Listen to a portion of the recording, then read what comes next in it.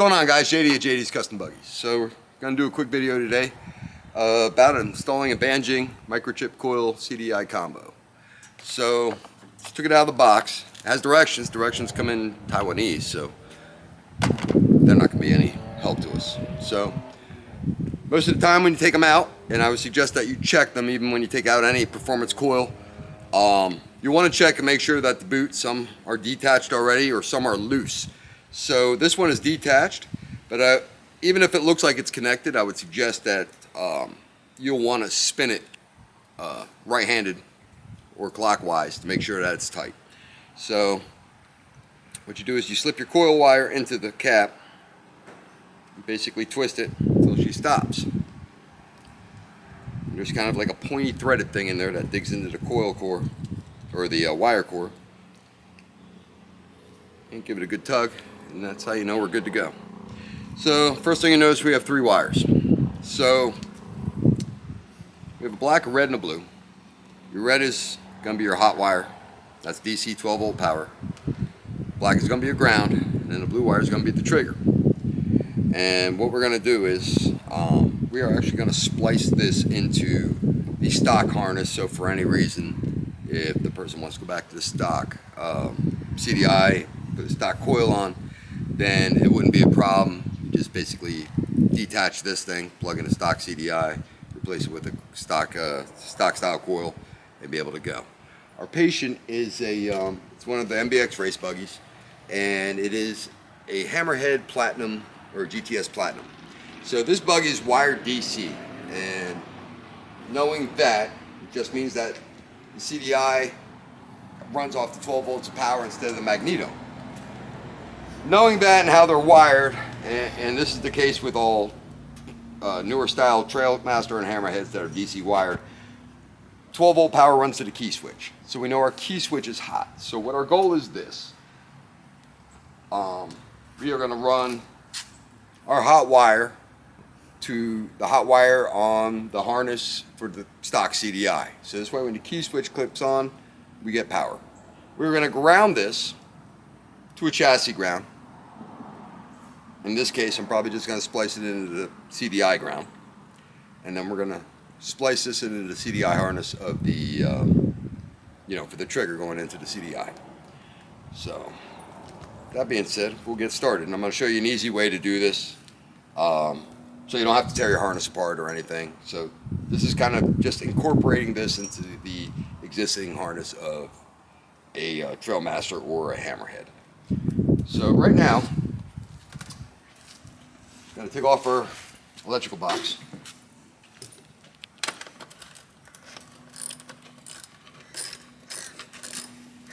Now, normally there's either an Allen or a Phillips head screw that goes in there, but apparently they've been replaced with these longer 6mm bolts, which works just as fine.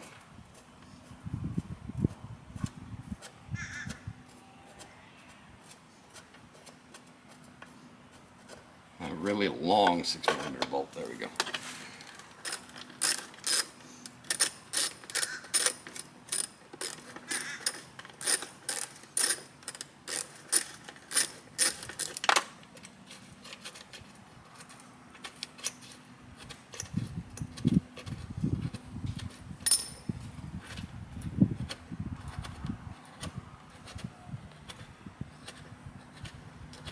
Really long.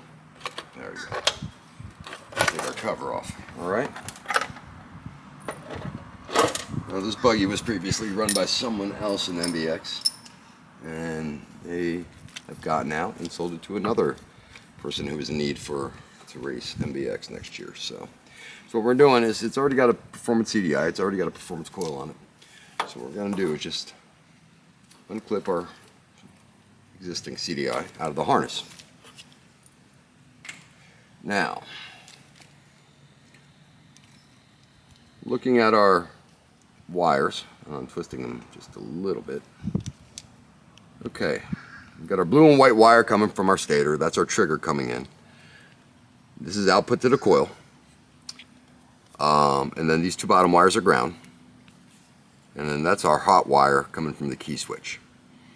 All right, and there's ways you can check that, make sure that works. You can stick a test light in there, turn the key. If it lights up, boom, and then you know your DC, you know everything's working. So what I'm gonna do is just do a quick, easy install. I'm gonna take the wires up here and gonna use these wire tabs. They kind of look like a Scotch lock that just snaps onto one wire, and then they have a blade connector that will put on the wire of the new unit, and then they actually plug into these Scotch locks.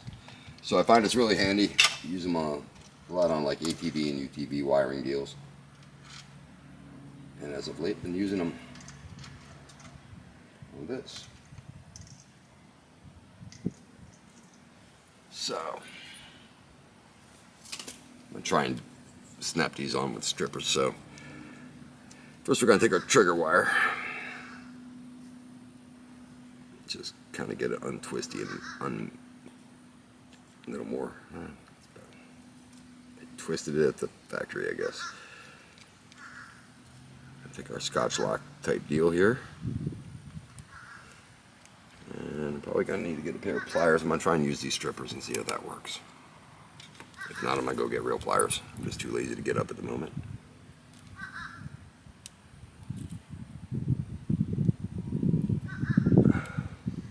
And she locked on there. Okay. So there's our one for our trigger. We have our second one. We're gonna put it on the ground. Now it doesn't matter which ground. Either or will work.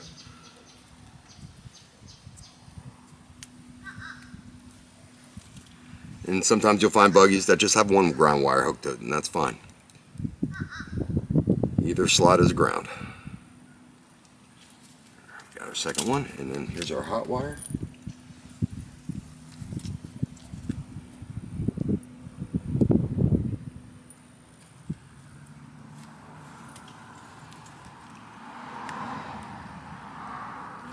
That snapped on.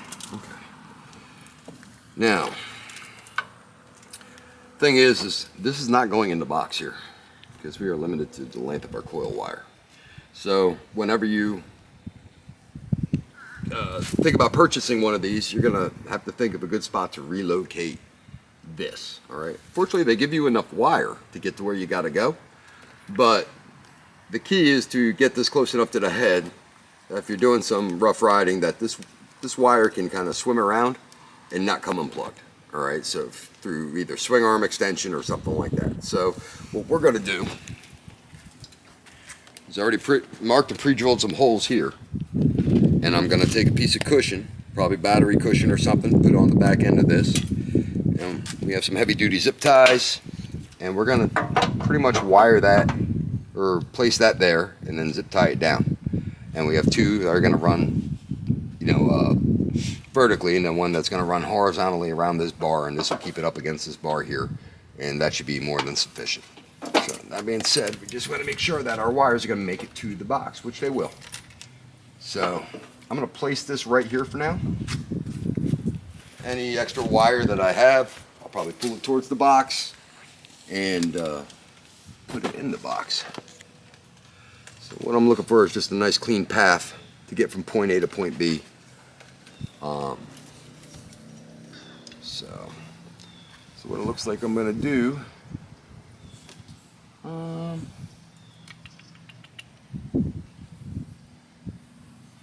probably going to put it on wire loom and run it up to this bar and then zip tie it parallel to this bar. So we're going to run it in the box here with the rest of the wires. And we're going to take our ends off.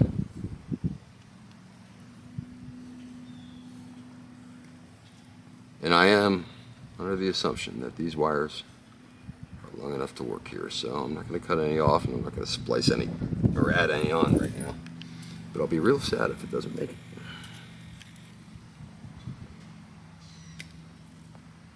Trimming it down.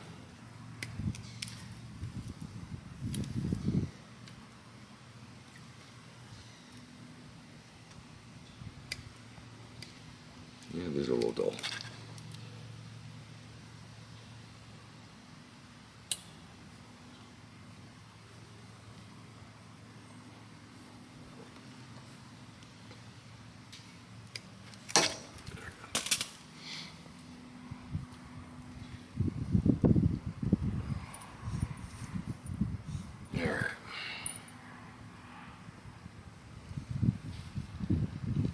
So these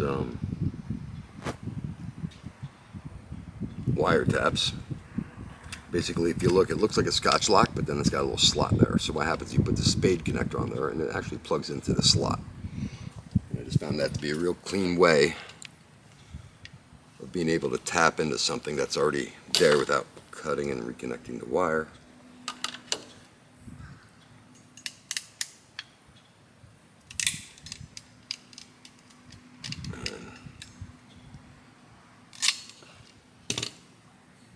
Sure we're clipped. We are clipped. I always give them a tug. So I find with a smaller connector sometimes you crimp them down, they end up slipping right back off sometimes. So I like to make sure and just check my work. There we go. And one more for a hot wire.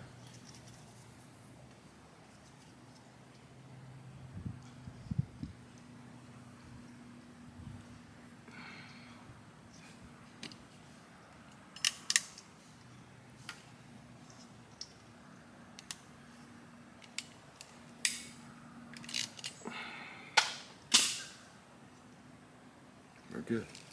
All right. So like I said, the two plug portion of the harness that goes into the CDI, that's got your hot wire. This other slot's for kill switch, which this doesn't have. So what we're going to do is make sure the spade is in the middle of all that. And snap that in. We'll take our ground. Sometimes when you grip them, the spades kind of move from the center. And there's our ground. Here's our trigger. Now this is not the only way to do this. This is just the quicker and easier way to do this.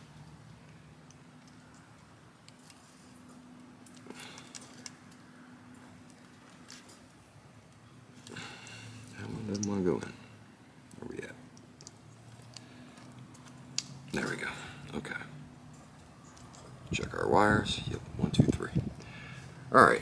Now, I'm not going to need the old coil, so we're going to take the old coil wires, pull them in. I'm going to wrap them up and put it in the box. There's really no feed now because the CDI is disconnected from it. So this yellow-black wire here that plugs into the CDI is that yellow-black wire right there. So we're going to end up unbolting the coil. We're going to take that off. Now, if we want to check our work, should be able to just come over here, take this off the spark plug, put this one on.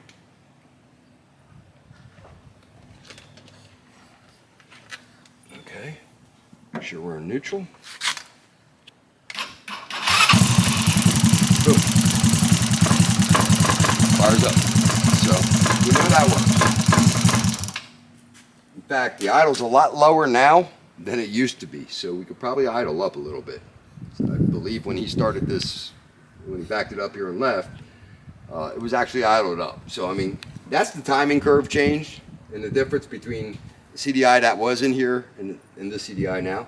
So now that this is all done, we're gonna have to retune the carburetor. Probably have to rejet, after some wide open runs. So there's a little bit involved. Anytime you do performance stuff, whether it's an air filter, stack, CDI, coil, exhaust pipe, any changes you make to anything that has to do with the air fuel delivery system, it affects the tuning. So we might have to go back a little bit to the drawing board as far as rejet, but that's going to take some testing. So now that we know that works, we know we have enough wire. Yep, that's going to work pretty good. So I'm going to go grab some wire loom and go ahead and make this look pretty and kind of tuck it in the box, and then we'll work on getting it strapped up there. All right, so got our wire, pulled the wire out, put some loom on it, and this is something that I just keep around we sell a lot of batteries here. So this is the padding that you'll find, padding blocks that you'll find like on smaller batteries. in case they, you know, need a little bit of slack taken up in the box. So I tend to keep these, cut them up, use them as I need them. So what I'm going to do is I'm going to stick this on the back of our CDI. So give it a little bit of cushion. And the goal is, we got our holes drilled. The goal is we're going to place that thing right there. So, one of these big, heavy duty zip ties. Slip it through.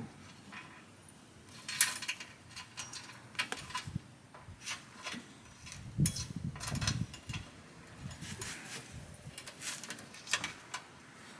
if I can do this without it dropping out.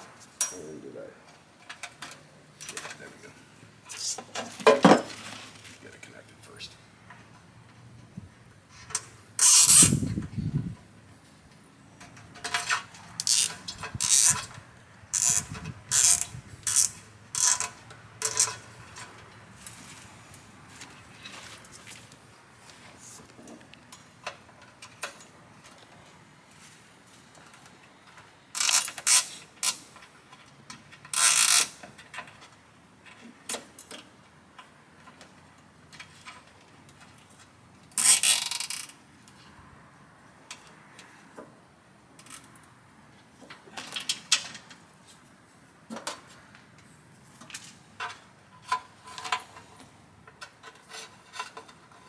I like to mount them between the wires.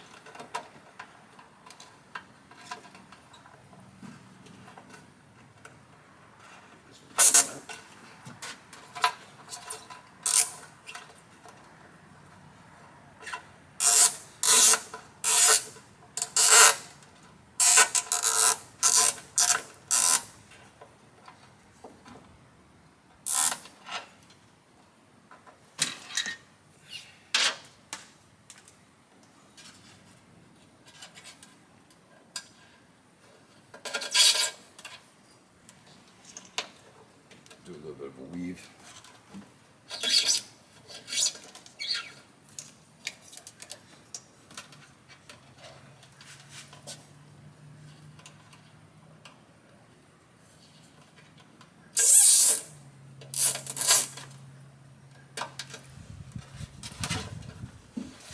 And it's in the way. There we go.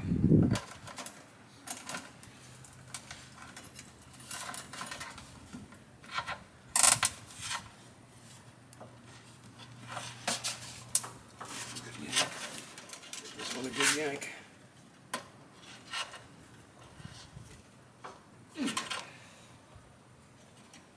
That's it. Let's see if I can get a little bit tighter. I might go back a little later, pliers, and try and get snug it up just a little more, especially that one.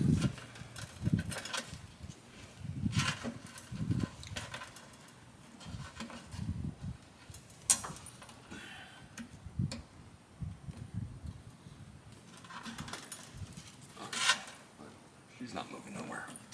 That's the other thing, having the cushion on the back, it allows it to dig in or whatnot. It gives, you know, keeps some tension on there. So, I'll just go back and cut those off. Let's see, run this.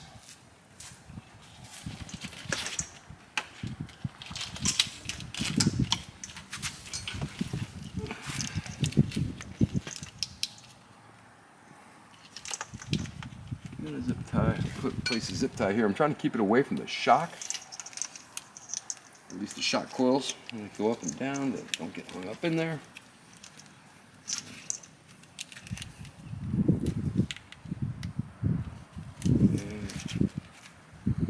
Leave a little more slack. I like to leave slack anytime I'm going from the swing arm to the cabin, just because you don't know exactly. A little better safe than sorry as far as the extension up and down. And that's more than enough wire in here to do what we got to do. So let me get a couple of black zip ties.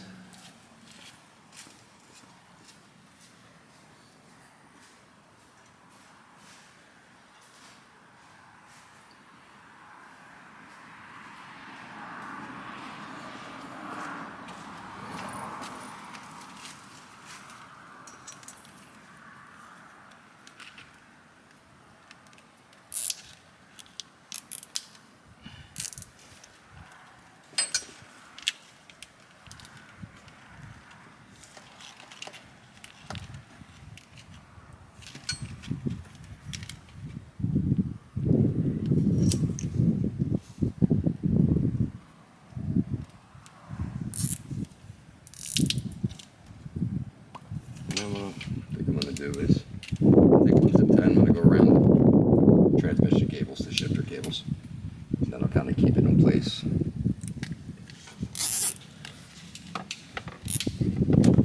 Just tight enough that it keeps it from coming near this shock here. Alright, we're going to replug our wires. Black one goes to the green wire on the harness, which is ground.